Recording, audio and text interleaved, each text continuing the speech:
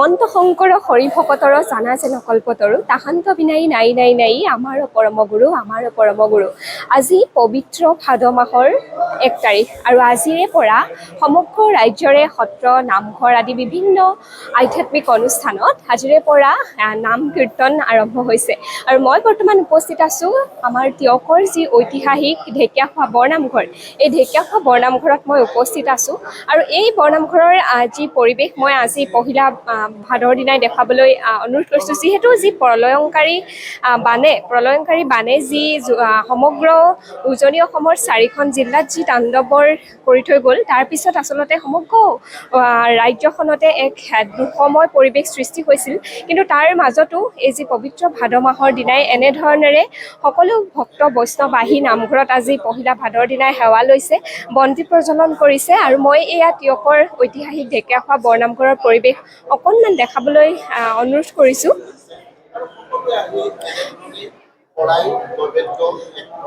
আৰু আজি এই পবিত্ৰ ভাদ মাহৰ প্ৰথম দিনাই আমি দেখিবলৈ পাইছোঁ যে ৰাজ্যৰ বিভিন্ন প্ৰান্তৰ পৰা আহিছে ভকত বৈষ্ণৱসকল আহিছে নিজৰ আজি বছৰটো বা এই মাহটো ভালে কুশলে যাবৰ কাৰণে প্ৰাৰ্থনা কৰিবৰ কাৰণে আহিছে। আমি দেখিবলৈ পাইছোঁ যে ইয়াত বিভিন্ন ভক্তৰ সমাগম হোৱাও পৰিলক্ষিত হৈছে। দাদা কোন ঠাইৰ পৰা আহিছে?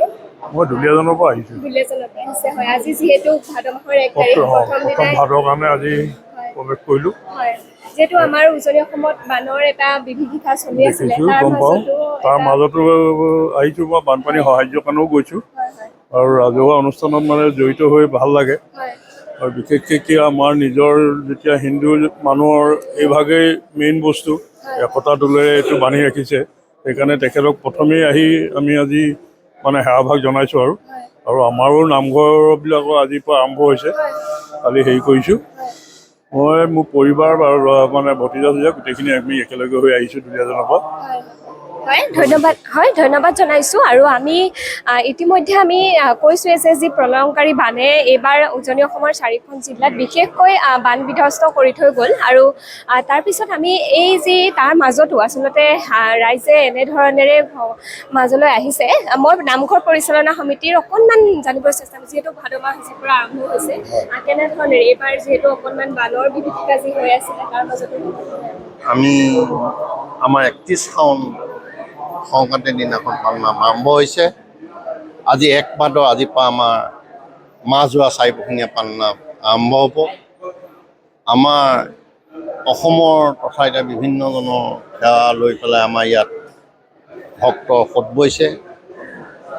আমাৰ ভক্তসকলক আদৰিবৰ বাবে আমি পৰিচালনা সমিতি তথা ঢেকীয়াখোৱাবাসীসকলো সজাগ হৈ ওলাই আহিছোঁ আৰু আমাৰ এই ভক্তসকলক অসুবিধাৰ বাবে আমি বিভিন্ন বিভাগৰ লগত যোগাযোগ কৰি আমি সঁহাৰি পাইছোঁ। তেওঁলোকে আমাৰ ইয়াত বিভিন্ন ধৰণৰ সহায় কৰিবলৈ আগবাঢ়ি আহিছে। বিদ্যুৎ, মেডিকেল, পুলিচ প্ৰশাসন, আকৌ প্ৰশাসনিক বিষয়াসকলে আহি যোগাযোগ কৰি আছে। আমাৰ অসম চৰকাৰৰ মন্ত্ৰীসকলেও কালিৰ পৰা কেশৱ মহন্ত, অতুল বৰা খবৰ লৈছে। আজি চেণ্ট্ৰেল মিনিষ্টাৰ সৰ্বানন্দ সোণোৱাল ডাঙৰীয়াই অলপ আগত ফোনযোগে খবৰ লৈছে যে কেনেকুৱা চলিছে। আমি উত্তৰ দিছোঁ যে আগৰ দৰে আমাৰ ভক্তসকল আহিছে আৰু ভক্তসকলে কোনো অসুবিধা নাপায়। তাৰ বাবে আমি এই অসমবাসী হৈ আমি যি যোৰহাট জিলা, গোলাঘাট, চৰাইদেউ আৰু শিৱসাগৰ 4খন জিলাত যি বান বিভীষিকা সৃষ্টি কৰিছে, তাৰ বাবে আমি অসমবাসী ৰাইজৰ হৈ ঢেকীয়াখোৱা বৰনামৰ পৰা মুখ্যমন্ত্ৰী সাহায্য পুঁজিলৈ 3 লাখ টকা আগবঢ়াইছোঁ। আৰু আমাৰ মুখ্যমন্ত্ৰী মহোদয়ে নিমন্ত্ৰণ কৰিবলৈ কৈছোঁ, তেওঁ নিমন্ত্ৰণ ছেপ্টেম্বৰ 1st উইকত ৰক্ষা কৰিম বুলি কৈছে আৰু তেওঁ আমাক আশ্বাস দিছে পৰিচালনা সমিতিক যে ঢেকীয়াখোৱা বৰনামঘৰত আমি অসমবাসী চকুত পৰাকৈ আমি নিজেই কিবা এটা কৰিম বুলি আশা ৰাখিছোঁ। আপোনালোকক আমি ছেপ্টেম্বৰত গৈ ঘোষণা কৰিম।